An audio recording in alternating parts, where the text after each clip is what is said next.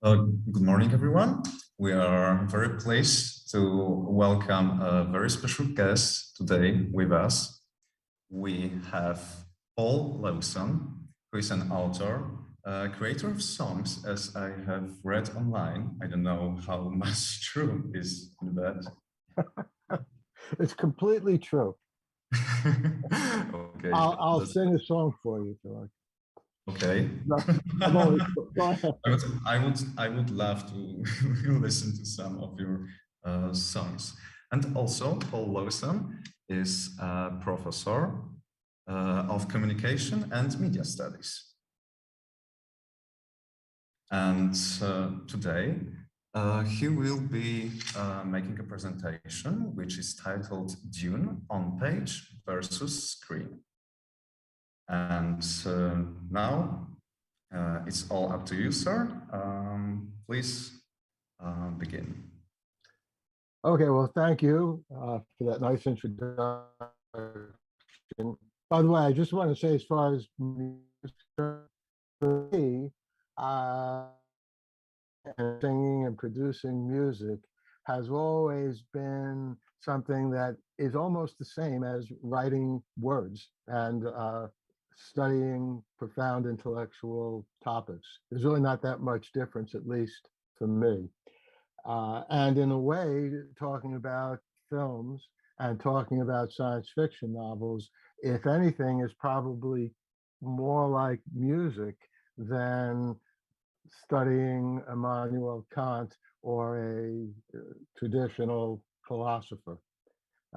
And the last point I'll make about that before I start with my little lecture is one of the best and most significant things that I've ever seen in my life is Peter Jackson's three-part documentary, The Beatles Get Back, which I highly recommend.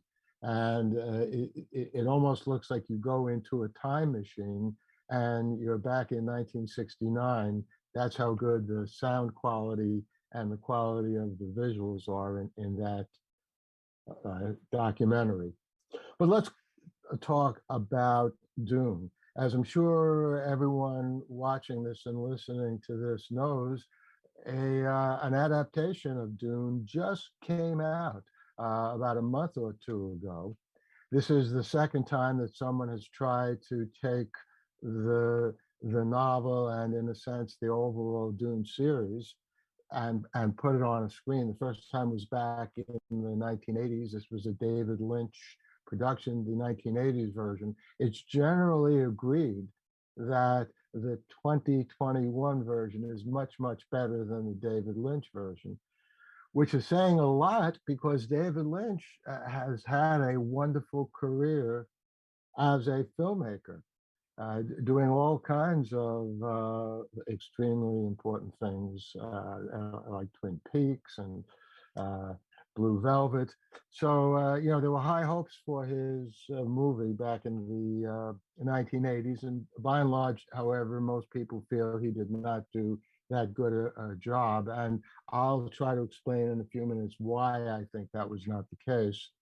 But the first point I want to make when talking about Dune, both the 2021 movie and the original novel and the series, is a human psychological trait that I identified and came across years ago. I call it the first love syndrome. And that's a nice fancy phrase, right? What it means is I came to realize that often when people talk about novels and their adaptations into movies and then more recently television series, the most important thing in terms of what they most like is what they first experienced. And we tend to think that, oh, the novel is always better than the adaptation, but that's usually because for most people, we already read the novel before we saw the adaptation. And so what happens when you read a novel, as we well know, psychologically, you make a movie of it in your mind. You've heard the expression theater of the mind. The act of reading a work of fiction is to put in motion a theatrical presentation in your mind. And you know what works best for you, right? It's your mind. Everyone has a different mind.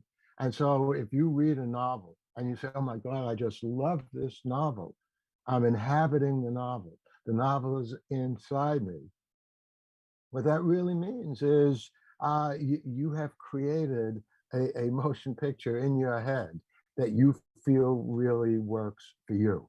So if you think about that, you can realize how difficult it is when someone else makes a motion picture of that. And furthermore, it's not even that person's mind, it's the director and filmmaker's attempt to put what's in his or her mind out there on the screen.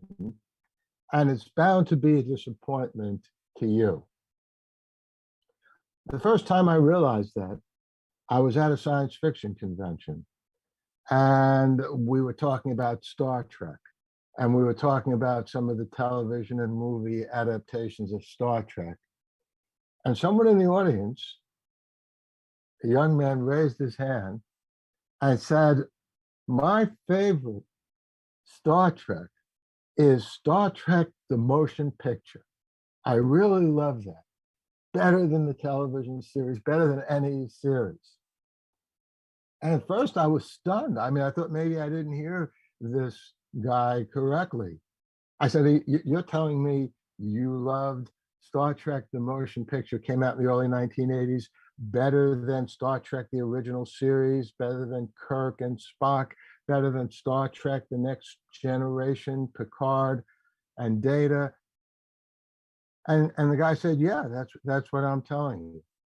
And I said, so just to satisfy my interest, which of those two things, of all the Star Trek series, and did you see first? And he said, well, it was the movie. I hadn't seen any of the other television series. I went to see the movie. And then when I watched the series, it just didn't seem as exciting to me as the movie. Now, I think Star Trek, the motion picture, the first Star Trek movie is okay, but I think it's generally and correctly recognized as not a very good motion picture. It was all right, not the greatest. Certainly doesn't hold a candle to Star Trek, the original series, or Star Trek, the Next Generation. None of those things, in fact, hold a candle to the original series. That's what gave me the idea and the realization that it's not just saying which is aesthetically better, which works better. It has to do with what you first experienced. And after that, I noticed, when people were saying, well, which did you like better, Lord of the Rings, or back to Peter Jackson, his Lord of the Rings trilogy. People who read Tolkien's novels always thought, well, Peter Jackson's works were good. They were good, but they were not great. And when it was the other way around, when people had seen the movies first and then went to read the novels, they thought the novels were excellent, but just didn't stand up to the movies and what they saw in the movies. So I think we have to consider that first love principle whenever we are trying to evaluate which is better, which does more or less. Because of that, I also noticed a very interesting thing, and this was really more recent, and that is that the adaptations which tended to get the most immediate love and adulation were those that made major changes from the original, so major that someone who loved the original could take the adaptation as something new and like and come to love it on its own terms. And so the question is, well, how much of a change do you have to make? Well, in my view, one of the best adaptations is the Amazon Prime television series, The Man in the High Castle, which of course is an adaptation of Philip K. Dick's award-winning novel, The Man in the High Castle. In my view, one of the best novels I've ever read. By the way, right up there with Dune and Foundation. I would highly recommend The Man in the High Castle. One of the reasons why I thought that was so successful is because the Amazon Prime Video presentation introduced a character, John Smith, who wasn't even in the original novel. And not only that, they got a brilliant actor to play that part, Rufus Sewell. And in fact, I interviewed Rufus Sewell. I was teaching a class from page to screen, similar to what I'm talking to you about right now this past summer. And I was able to get Rufus Sewell through Zoom to come by my class. And we had a 90-minute interview. So you can just search for this on YouTube. And Sewell explains how when he sat down with Frank Spotnitz, who was the person who put the series together, they discussed how this new character would change the very nature of Philip K. Dick's book while attempting to be true to it. And I think it succeeded marvelously. Around the same time as Dune, the first part of the two-part movie debuted, and this is just in the last couple of months, another incredibly path-breaking science fiction series came to the screen. And as a matter of fact, in my view, I would say that the Dune series is the second best science fiction series, the book series, that I've ever read. So that's high praise. I probably read, I don't know, thousands of different stories. And I think that the Dune universe is a marvelous, brilliant, multifaceted, deeply layered universe with all kinds of different themes, ranging from faster than light travel by folding space to the Bene Gesserit or Gesserit. I don't know to this day how to pronounce that, by the way. And the power of this group of women who in many ways control the destiny of many of the people in that story. So I think that Dune is in a class by itself, but I consider it the second best series because you might ask, what do I think was the first best series? That would be Isaac Asimov's Foundation series and the Foundation Trilogy,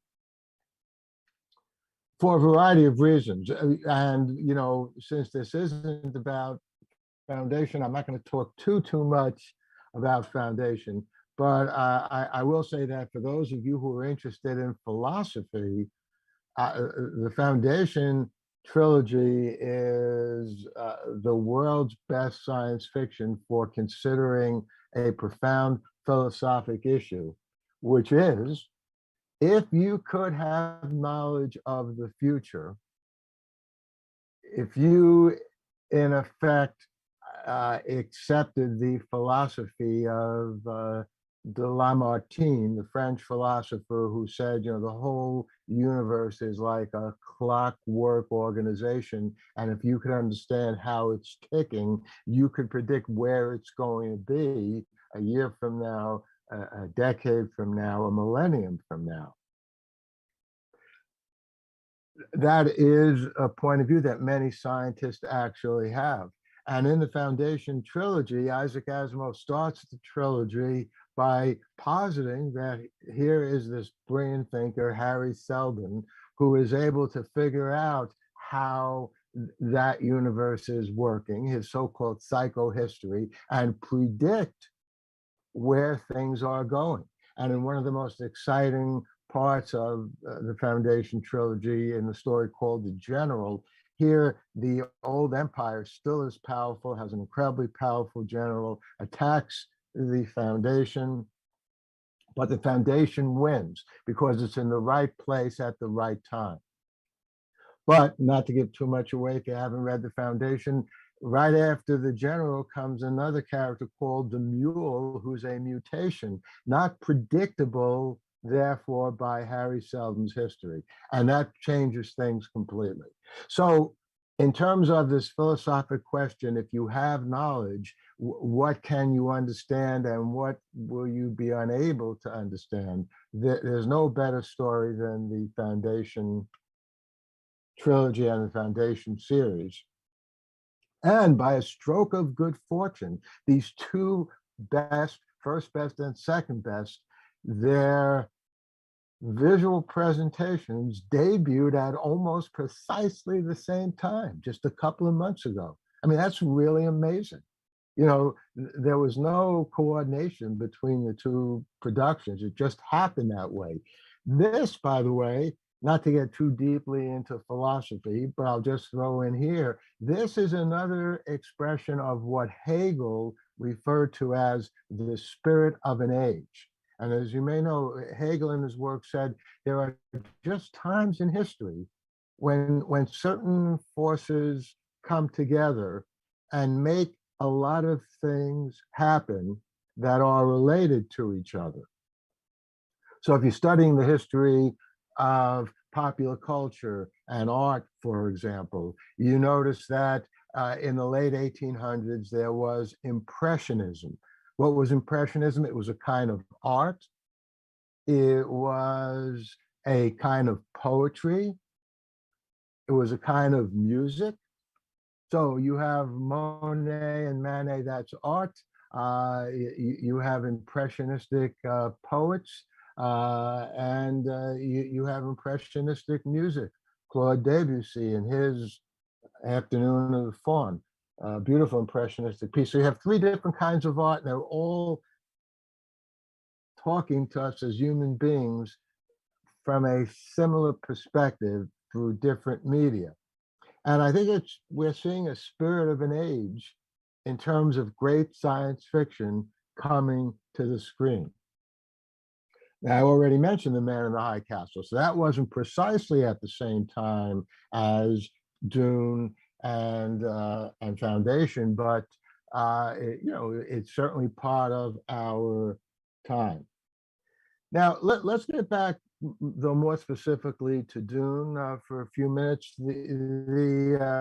And Apple 1980s film versus the 21st movie, obviously. One of the problems bringing science fiction to the screen, and one of the problems that Dune specifically entailed, that is the bringing of Dune to the screen, is there is such a grandeur in the Dune story. Just think of like one scene, the wind-swept, sand-swept terrain of Dune, the immensity of that.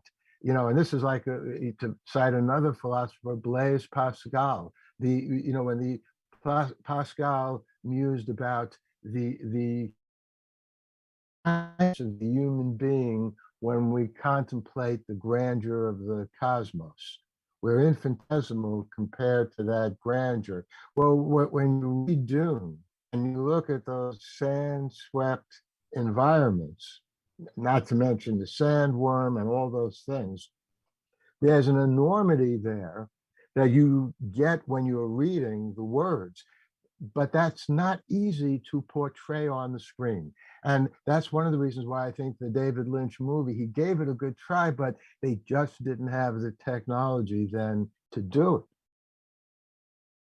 But the 2021 movie did and does. And so one of the reasons why I think that's such a thrilling movie to see and so satisfying is that movie was up to the task of meeting the theater of the mind that all readers of Dune had.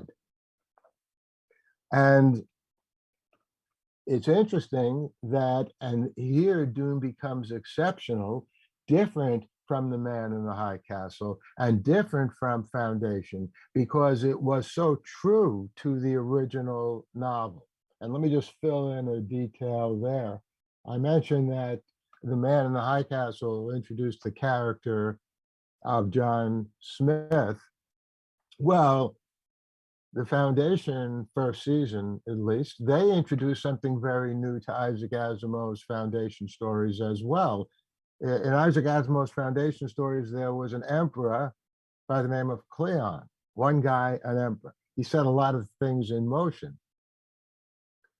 But in the David Goyer television series, that one emperor becomes a triumvirate of clones. Brother Dawn, Brother Day, and Brother Dusk. If you haven't seen that, you don't know what I'm talking about. I won't give too much away in case you haven't seen it. I highly recommend it. But again, I think that Foundation succeeded, and it's just the first of, I think there are going to be 8 seasons of it, 10 episodes each. It broke the hold of the first love syndrome by putting something completely not in Isaac Asimov's story in that Dune, in that Foundation trilogy. Just as The Man in the High Castle did that with John Smith. Dune courageously didn't do that. They stuck very, very carefully to the original. So for people who, and anyone who's read the novel, they're waiting to see these things happen. And the way they happened was very, very satisfying and gratifying in the Dune movie. I'll just mention one more point, and then I could talk about this for hours, but I'd be happy to answer any questions about this. I just came across something very, very recently, and I thought of you, that is this conference, when I saw this, and you'll know why in a minute. The Foundation trilogy and the Foundation series was written by Isaac Asimov, who, in my view, because I put the Foundation series in first place, is the greatest science fiction writer in history. Better than H.G. Wells, better than Jules Verne, better than Philip K. Dick, better than Frank Herbert, even though those people are all superb. But in addition to the Foundation trilogy, Isaac Asimov also happened to write my favorite time travel novel, The End of Eternity. And I have to tell you, I'm the kind of person, when I really love something, I try, if possible, to also create my own version of it. So I haven't yet written a Foundation trilogy or anything like Dune, but I have written a few time travel novels, The Plot to Save Socrates, and there are 2 sequels to that, Unburning, Alexandria, and Chronica. And every time I write anything with time travel, there's a part of my brain that is replaying The End of Eternity. That's how important that novel was to me. It was written in 1955. I read it when I was just an infant in 1959. I was a little older than an infant, but I was just really a kid. And I remember it blew my mind. I just loved it. Anyway, I discovered just recently that there was a Soviet adaptation of The End of Eternity made in 1987. And the first thing I thought when I saw something about that is, I said, oh, this can't be any good. Are you kidding? But nonetheless, you have to, and to get back to philosophy, as Kant said, Immanuel Kant, there are 2 parts to understanding. There's what your cognitive structures are, what you have in your head already, but then there's the confrontation of that with real experience. That's where knowledge comes from. So I had this idea that, hey, this is probably a ridiculous travesty of a movie. But I just saw the movie. It's in 2 parts. It's 2 hours long. It's on YouTube. So I don't know if YouTube is available in Poland. It's in Russian. I don't speak Russian, or certainly I don't read Russian, but they're pretty good English subtitles. And here's the point I'm making. Way back in 1987, this movie was made, and you know what? It is a surprisingly good movie. I didn't expect it to be good, and it did the same thing that the Dune movie did in 2021, that the Foundation series and The Man in the High Castle did not do. It told that story, the end of eternity, that marvelous time travel story, completely by expressing the original. Didn't introduce new characters, didn't go in different directions. So I have to give that Soviet filmmaker credit. Even the acting was pretty good, by the way. So I'm just throwing that in there because I think that that movie, The End of Eternity, the Soviet adaptation, Isaac Asimov, by the way, was born in Russia. I think back in 1920. You know, it makes sense that there would be an affinity, any work of Isaac Asimov and anything having to do with Russia. But they got it. They got it very well. I'm just like one point, in case any of you have read The End of Eternity and know the story, I won't give anything away, but one of the prime characters in that novel is the All-When Council. Allwhen, all when. And they had that council in the movie. And I realized that the Soviets knew how to portray that because that council looked like a Politburo in the movie. The All When Council in that time travel movie felt very much like the Soviet Politburo, or what I know about it. I never witnessed it personally. If I ever got to the Soviet Union back in the old days, I probably would not have gotten out of there. They probably would have thrown me in some gulag. But the point is, I really give that movie credit, and I highly recommend it to all of you. So thank you very much, and I look forward to your questions and happy to answer any of them. Thank you, sir, for this marvelous production.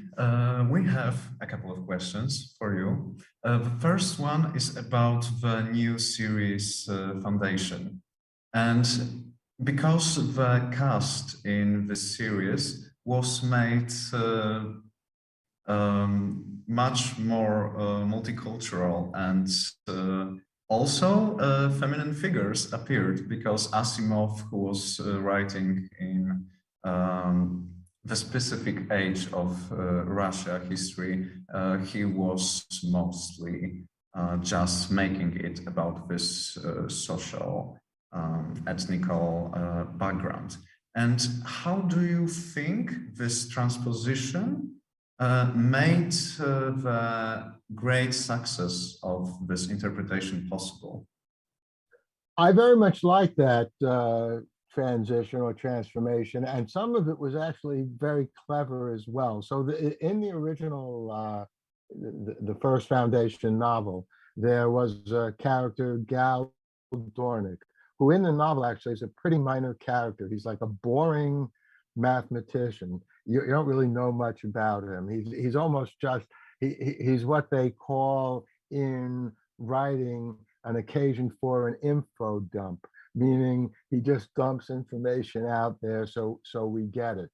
In the Apple TV Plus rendition of that same story and that same character, they take the name Gal, which is spelled by Asimov Gaal, and they pronounce it Gal, which is fine with me, and they make it a woman character. They do the same thing with Salvar Hardin, who was a man in the Foundation stories. And I think, and they do the same, and probably most significantly, with the robot character, who, by the way, Asimov liked blending his stories together. So in Asimov's robot stories, even independent of the Foundation, there was a robot by the name of R. Daniel Oliver. You can look up the spelling of that. Asimov took that character and put him into the Foundation stories later on in the 1980s and made the character Demerzel, which, you know, is a genderless name. So in the novel, and again, this came out in the 1980s, it was one of the prequels. Demerzel is a masculine robot. I mean, deep down, he's neither male nor female, but the flesh that he has on, or whatever it is, makes him look like a man. Well, in the Foundation television series, the character is a woman, and very, very well played. So I like those changes. I just want to say one thing, though, in Isaac Asimov's defense. He's often criticized as not giving women much of a role, but in the Foundation trilogy, there are a few women characters. Beta Darrell, for example, I mean, she saves the Foundation. So again, I don't want to give too much away. She is a major character. Her granddaughter, Arcady Darrell, plays a major role as well. And in the robot stories, the main intellect, the human being who understands the robots, is Susan Calvin. She's obviously a woman too. So in all fairness to Asimov, yeah, he was a product of his times. He tended to write male characters more than female characters, but he did have some female characters. By the way, I should mention, I'm not like Isaac Asimov when it comes to female characters. The heroine of The Plot to Save Socrates on Burning Alexandria and Chronica Trilogy is Sierra Waters, who is a graduate student, a young woman in New York in the 2040s. So I like writing women characters. Thank you for this answer. And I would like to apologize for a mistake I made, because the conversation and the time for questions will be once again after the another prelection, which will be on the video. So we have more questions, and I would like to kindly ask you to stay with us and be till the end. Okay, once again, thank you for your time. Right. Okay, now it's time to introduce the other guest, but sadly couldn't make it in person to us today, but they were able to create the pre-recording of a presentation that we are going to watch right now. The presentation was made by Andrea Tortoro. He's a postdoctoral research in philosophy of mind in the University of Turin. And the title of his presentation is Temporary and Conspiracies in Herbert's World.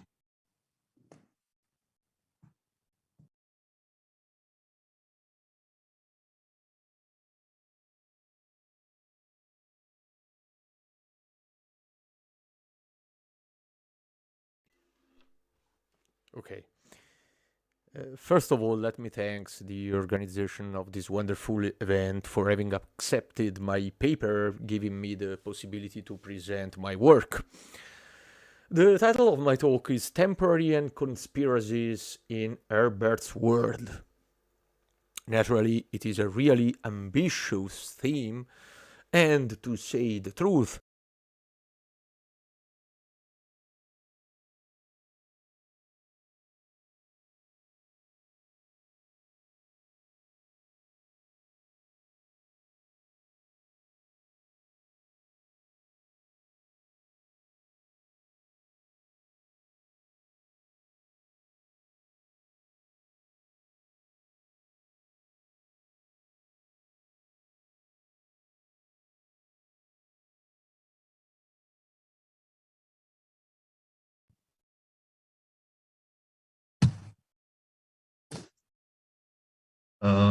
Sir, because of technical difficulties with the presentation, we have time to ask you another question.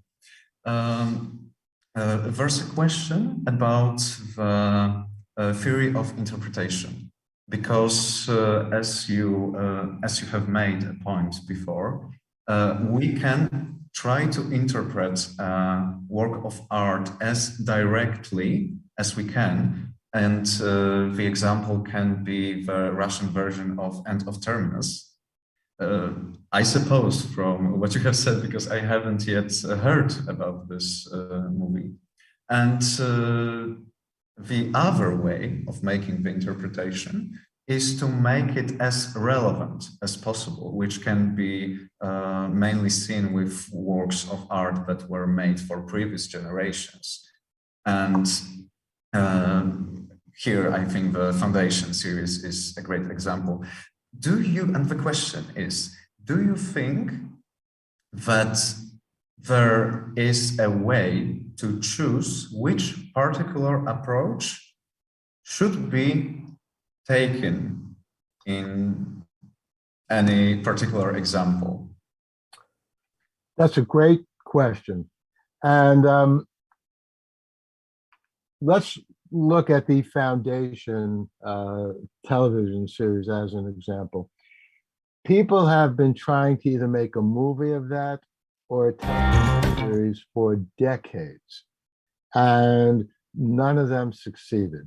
There were proposals that were accepted. There was even like hiring of producers, and they never came to pass. And the reason most people think is that the story itself was too complicated to make into a television series or a movie. So I hear somebody else talking. Is that okay? All right, I'll keep talking. Yeah. So to answer the question, I think that David Goyer and the people who produced the Foundation television series made a deliberate decision. They said, because this Foundation story that Asimov gave us is so complicated and so complex and so many moving parts, we have to put things in there that people will instantly identify and instantly gravitate to and begin to get into the story through that. So I think, the idea of making Gal Dornick a woman, making Salvor Hardin a woman, making Demerzel a woman, was a very exciting and daring concept, and that got people to pay more attention to the Foundation series. And the same thing is true with The Man in the High Castle. It's Philip K. Dick is a difficult writer. I mean, near the end of his life, he pretty much almost lost his mind. And, there are a lot of complex things weaving through that novel, that wonderful novel. He brings in the I Ching, this like Asian mystical philosophy into an alternate history. And it's very easy to sort of lose your way in that story and not really get what's going on. In other words, in the novel, not to give too much away, the I Ching provides the path to seeing the difference between the alternate reality of the Axis, Germany and Japan won World War II, and our reality in which the Allies, the United States and England and the Soviet Union won World War II. So I think the people, and in particular Frank Spotnitz, who put together that package for the Amazon series, realized that because of the complexity of the story, it's so complex and so many different elements, that the best path forward is to have a character who didn't even exist in the novel, but such a powerful character, and get one of the best actors in the world to play that character, Rufus Sewell, that would make people take that story seriously. And I think that worked. Now, you may say about Dune, aren't there complex, things in Dune? Yes, there are many complex things in Dune. But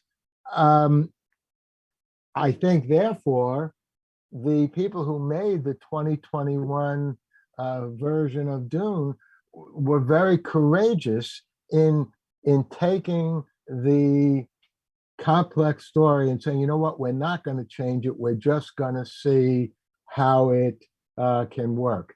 They had more of a danger of not succeeding than did the Foundation people and the Man in the High Castle people.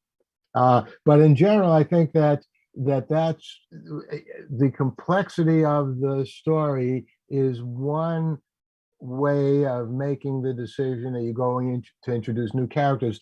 The End of Eternity, one of the reasons why the Soviet movie was so good, it's not that complex a story.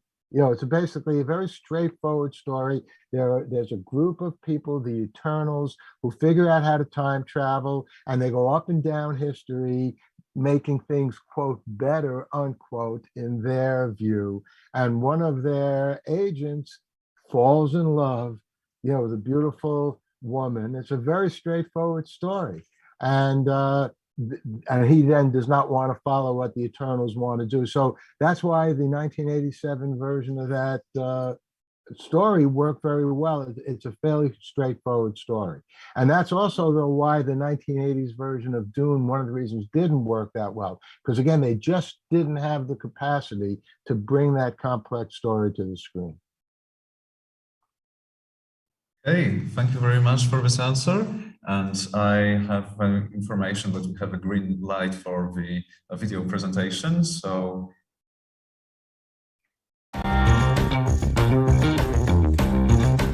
first of all, let me thank the organization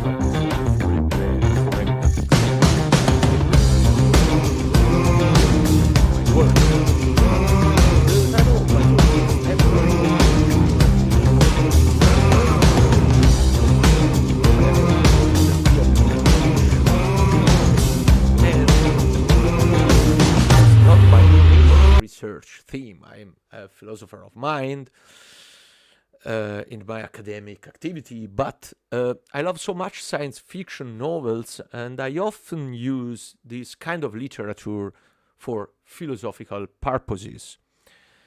I think science fiction is really useful in this sense. On the other hand, in philosophy, there is a long history of thought experiments, in particular in analytical tradition, inspired by science fiction, or the other way around, like the famous brains in a vat thought experiment from Hilary Putnam that inspired the amazing film Matrix. In any case, today I'm going to limit myself to provide some insight to reflect, trying to use Dune's word and fiction as a way to present some really important philosophical issues. So I'll try to show in some way how it is possible to practice philosophy from my perspective that, as I said, an analytical one, starting from Dune suggestions.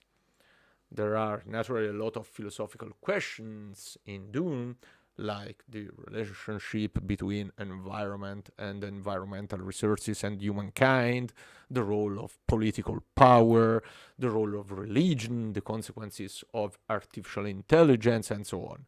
But I want to start with this famous quote from God Emperor of Dune. In all of my universe, I have seen no law of nature unchanging and inexorable. This universe presents only changing relationships which are sometimes seen as laws by short-lived awareness. So in Dune universe, everything is constantly changing, is in a constant flux, like in Heraclitus' account where the world is the father of all things, and the only thing that is really permanent is change. So in Dune's world, there are no law of nature unchanging and inexorable, and if you must label the absolute as we see, you need to use its proper name, temporary. This is, philosophically speaking, a great and venerable problem. This question has both a metaphysical and a moral meaning. Let's start considering the metaphysical one. If reality is constantly changing, how is it possible that we and the things around us always remain identical to ourselves. Erwin Copy, in a famous book about logic, defined the problem of identity through time by noting that the following two statements both seem to be true, but also appear to be inconsistent.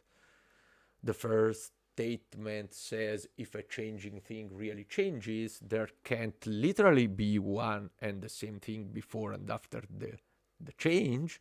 And the second statement says, however, if there isn't literally one and the same thing before and after the change, then nothing has really undergone any change. So there seems to be something like a contradiction inside a temporary account of time. Traditionally, this puzzle has been solved in various ways.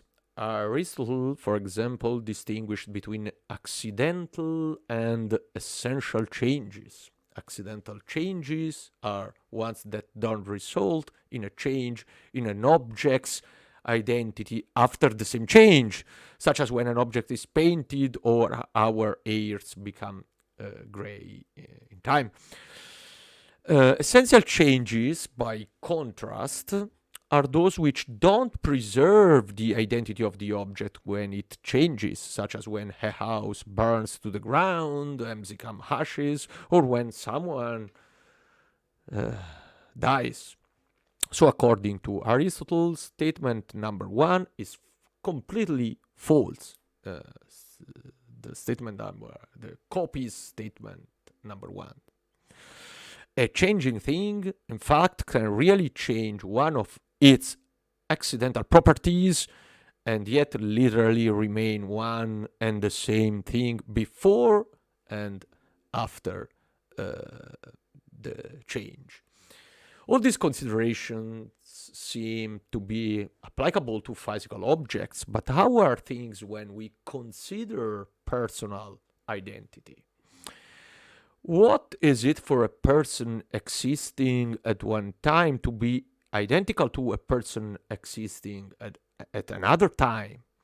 We perfectly know, in other words, that our body parts are temporary, like Dune's universe.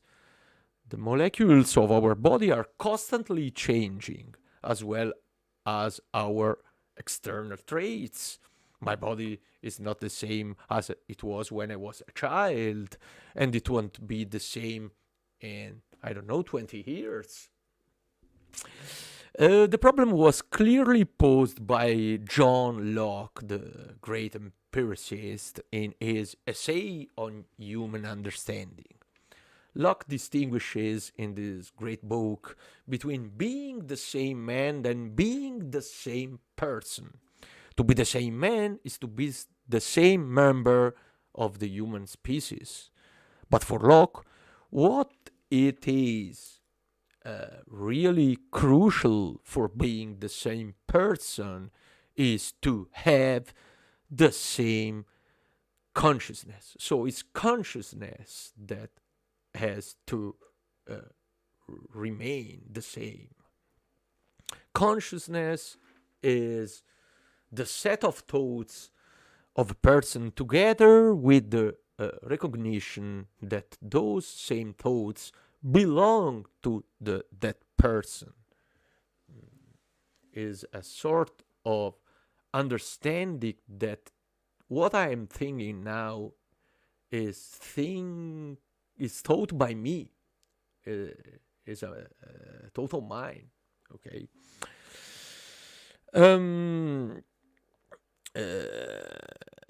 So we could say, following Locke, that personal identity consists in consciousness, and consequently a person remains the same person so long as that person possesses the same consciousness. Naturally, this idea brings memory in the foreground, because of memory is basically the connector that holds together the stream of consciousness of someone. Now, to show how really complex this puzzle can be, I consider an important moment of Dune saga. At a certain point, Jessica drinks the so-called water of life, a blue liquid with poison powers derived from the bile of a young sandsworm or something like this, used by the Bene Gesserit to turn their sisters into the Reverend Mother. In this way, Jessica received all of the tribe memories of her predecessors, called the other memory. So in this case, if we agree with Locke, Jessica consciousness is extended to, in some way, to incorporate the remembrances of her ancestors, and she is at the same time one and a multiple person. As you can see, personal identity and consciousness are really dense problem for philosophy, and probably also for Frank Herbert, I guess. And many solutions have been proposed in the history, in the great history of philosophy. I just gave you a really quick hint into these questions. Anyway, as I said, and as we saw with Jessica episode, personal identity is an issue in a temporary world, not only from a metaphysical point of view, as we saw, but also from a moral one. This is because it has to do with uncertainty and moral responsibility, a theme that is central in Dune, both for Paul Atreides and for Freeman, and men in general, we could say. Philosophically speaking, if we have a problem with identity, for instance, if we are not sure that Paul is the same person as the God Emperor, how can we ascribe moral responsibility to Paul for the actions of the God Emperor? So this is just to show the moral questions about uncertainty in personal identity. But I do not want to continue in this direction. What I want to emphasize is only that now, at this moment, is only that the world of Dune is a world that lives into the uncertainty. And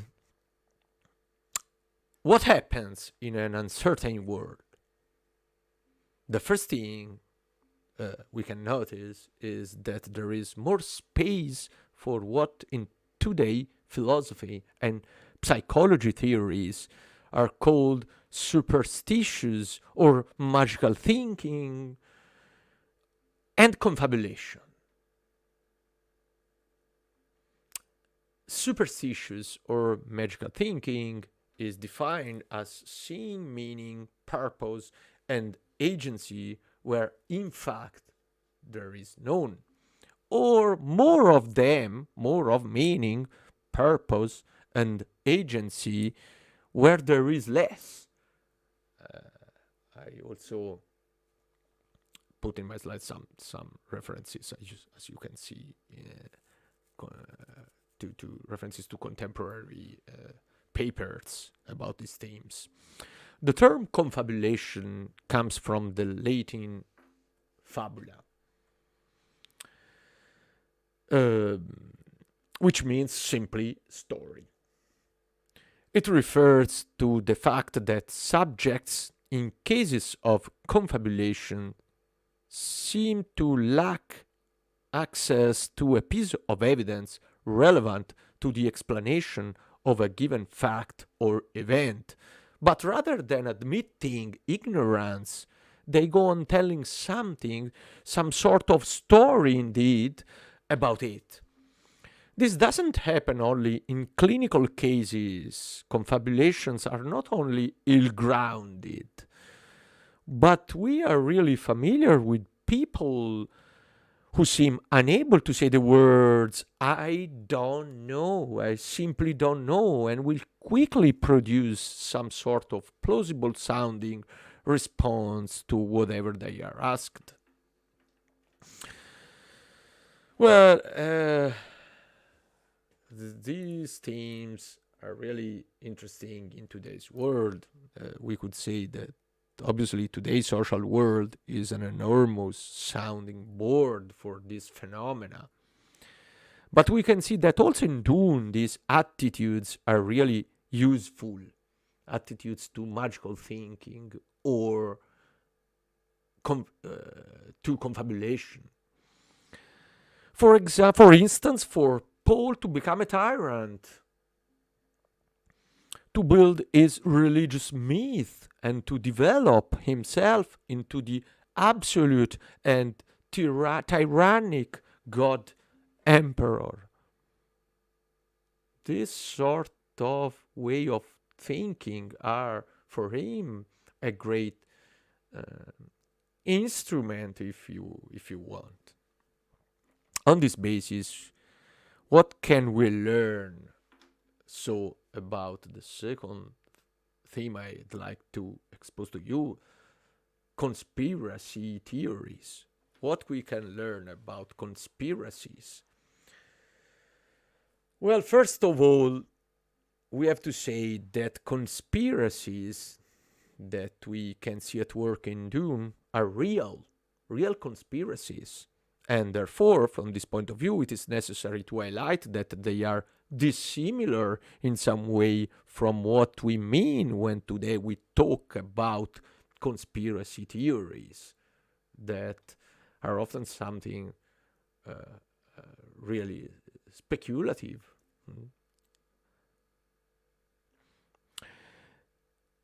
But in any case, there is something that we can acquire and that even today is, we could say, suitable in some way.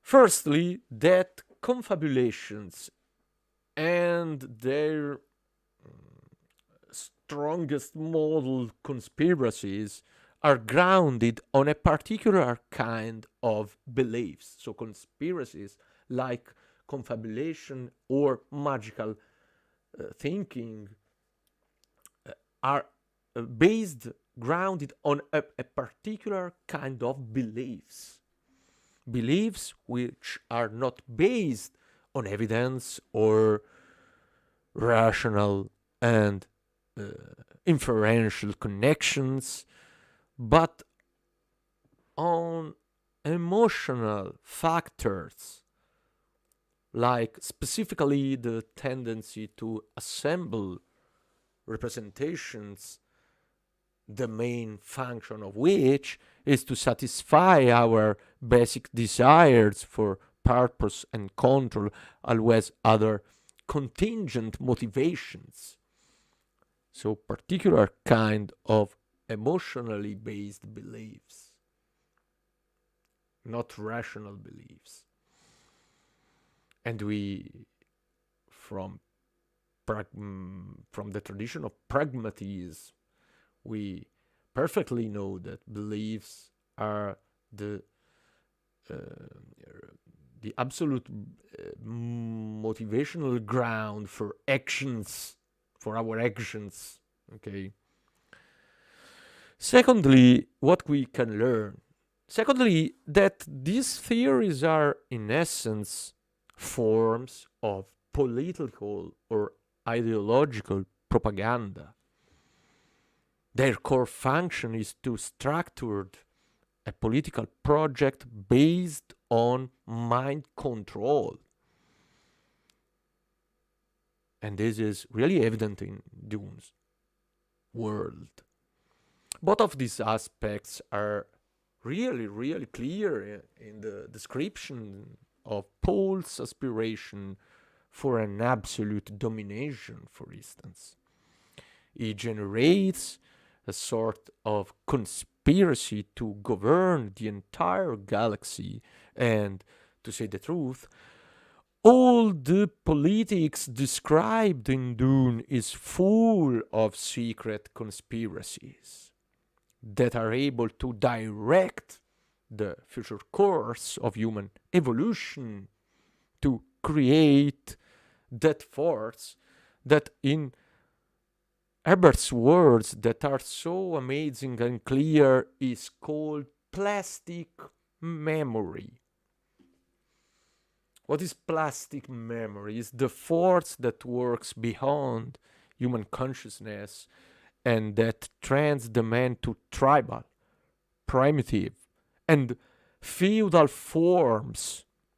That force, we could say, that I called probably uncertainty. So, thank you very much for the attention and again for accepting my work. Thank you very much.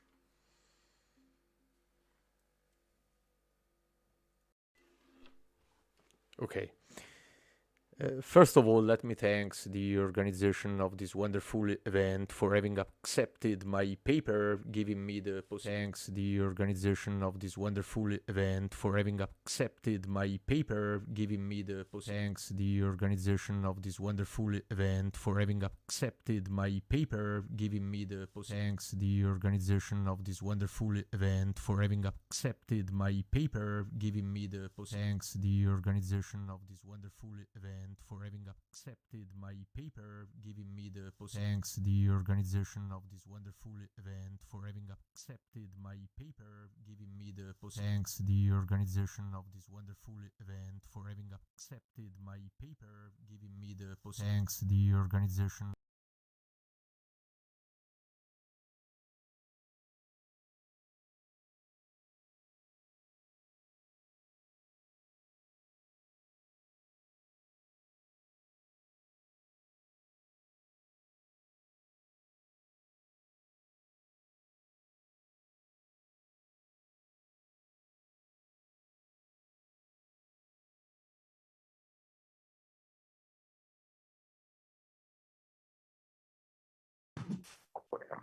Okay, that's the end of presentation. Okay, very interesting topic as well. That's the end of presentation. Okay, very interesting topic as well. Okay, sadly we cannot ask any questions to Prologant, but we have one last question to you, sir. Let me read it. While you read, let me just say one quick thing. This previous speaker is like Harry Seldon in the foundation, right? Because you just like get like a hologram or a video of him talking, but you can't ask him any questions. Exactly. Great point. Okay, go ahead.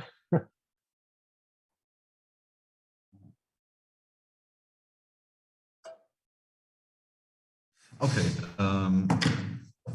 So you have said about Hegel's spirit of history, and I have a question about Hegel's dialectic, which makes its way back to foundation, because as you said, Harry Seldon, psychohistory, was a brilliant deterministic way of knowing exactly what will happen in the future, but there was a mutation which happened to make the previous predictions obsolete.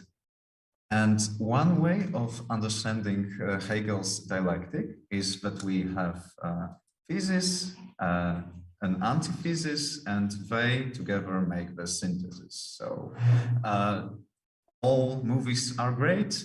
Titanic is not a very good movie. So most movies are great, but not Titanic. And the other way of understanding Hegel's dialectic is the way that was introduced mainly by Slavoj Žižek.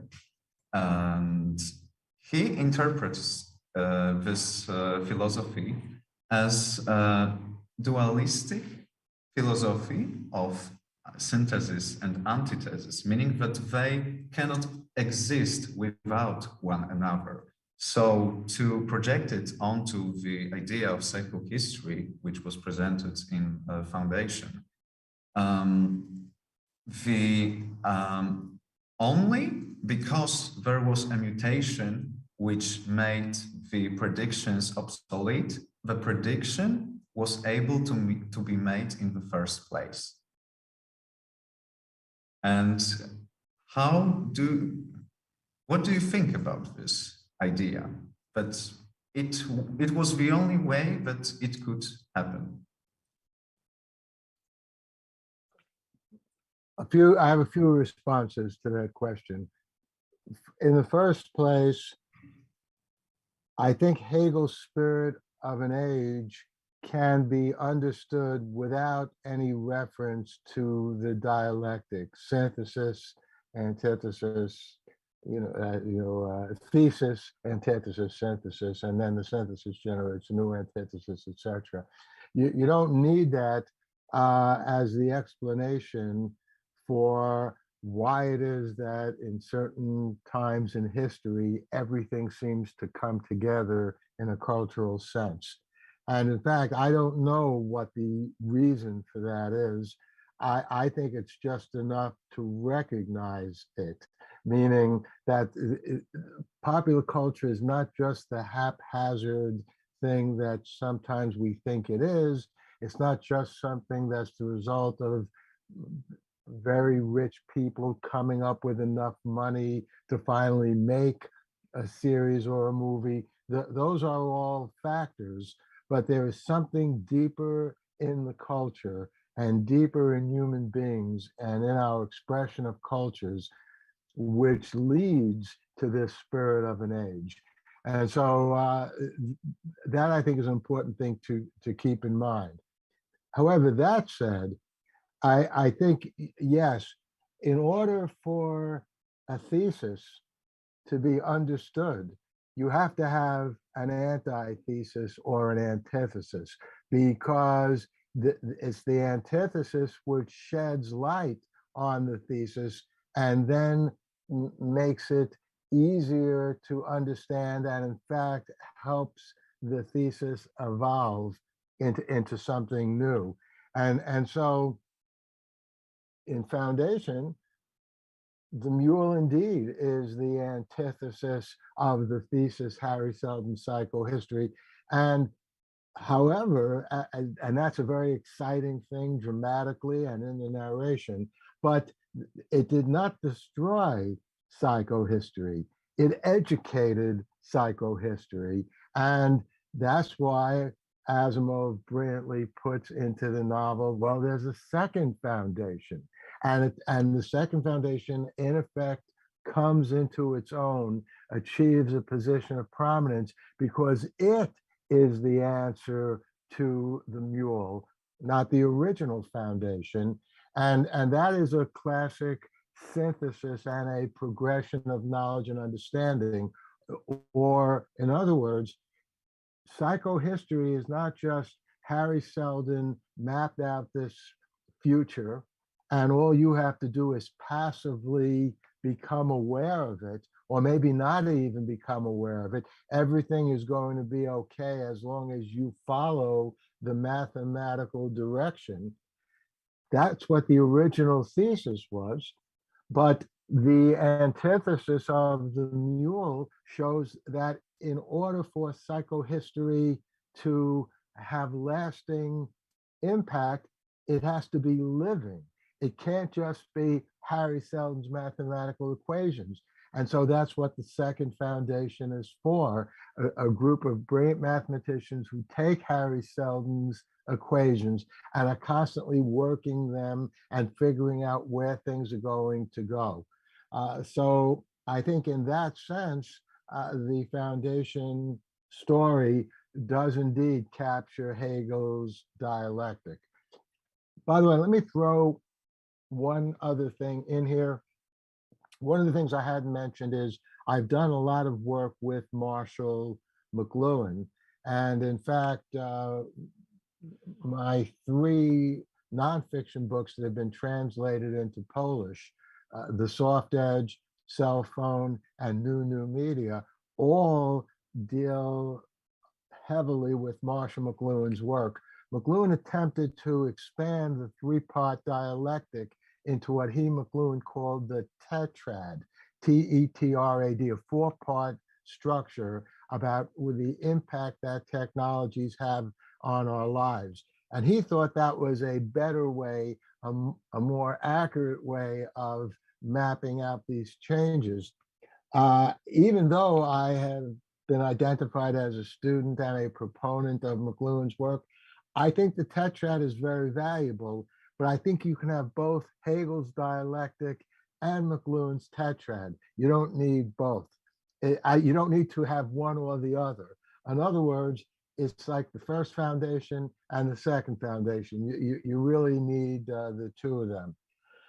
Let me also say, by the way, I'm going to put into the chat, assuming that I think this should do it. I just put a link in to a review. I was thinking about that Soviet movie, The End of Eternity, and I wrote a review actually just last night. So you can read my review in that link. And that also has a link to the YouTube 2-hour presentation of that 1987 movie, The End of Eternity. It also has links to my interview with Rufus Sewell, and it has links to a discussion I had with a group of reviewers about Foundation. So you might find that of interest. Last but not least, let me also mention to anyone who's listening to this, my Twitter handle is @Paul Lev. That's PAULLEV, @Paul Lev. I'll type that in here just so everyone has it.